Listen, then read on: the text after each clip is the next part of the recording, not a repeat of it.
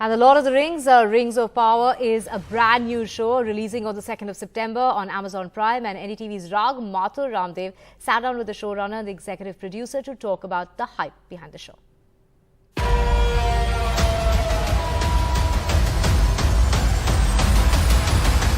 The Lord of the Rings, The Rings of Power releases on 2nd September on Amazon Prime, and I'm sitting with the showrunner, JD Payne. Thank you so much for talking to NDTV, sir.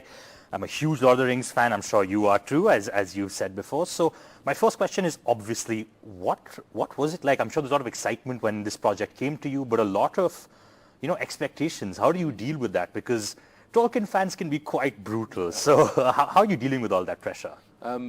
So far so good. Okay. Because no one puts any more pressure on us than we put on ourselves. Of course. Because we love this material so much. This is the language of our soul. Yeah. And it means so much to us to get it right. Yeah. A little while ago we showed some clips to some sort of mega fans, and they afterwards, people asking, well, what do you think? And one of them said, it feels like Middle Earth, and I was listening to that, and I instantly burst into tears. It's like that's all I wanted to accomplish. Yeah, that's a great compliment, because speaking of Tolkien fans being brutal, there is always this expectation to kind of outdo everything that came before it, or to still stay true to the source material. But you're also dealing with the Second Age. There's not a lot of source material. There is a lot, but Tolkien also leaves a lot of gaps. So what was it like, bridging those gaps, writing new characters? What was that entire experience like? Well, it was a fascinating experience, and we were very lucky to work with both a series of experts from around the world. Tom Shippey, Carl Hofstadter, just wonderful Tolkien experts that could really help us to make sure we were inventing in a Tolkienian kind of a way. And we had fascinating conversations, and also with the Tolkien estate. So Simon Tolkien, J.R. Tolkien's grandson, of course, was part of our brain trust, and we worked with him also to make sure that we were doing things that were respectful and where we had to invent new things that they felt like they belonged in the story. Yeah. So Tolkien himself always said that he didn't have the feeling of inventing Middle Earth, but of really excavating it, more like an archaeologist than an inventor.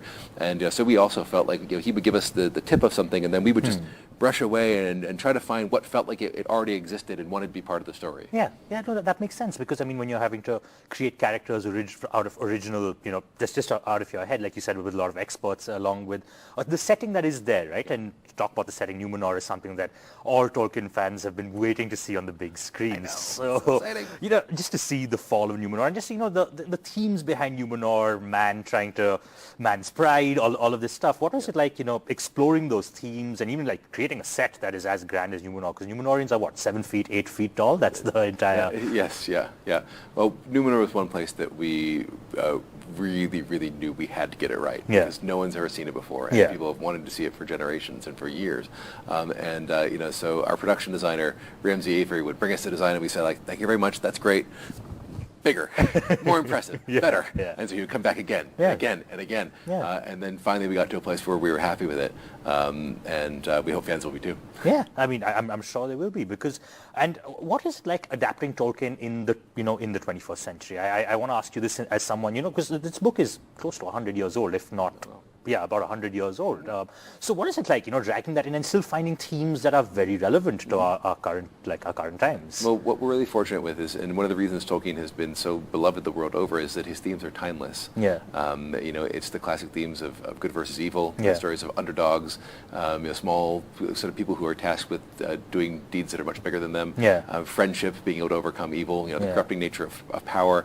Tolkien really didn't like allegory. He didn't want to write something that was just for one time or one place or one people. He wanted to write things that were timeless. And so I think Tolkien speaks as much to people's hearts today as it ever has. Okay. You're a very experienced showrunner. You've done, of course, very grand things, Star Trek to name some of it. But what was something unique to this experience? What was something unique to, the Rings of Power that you feel was a great challenge and something that you overcame?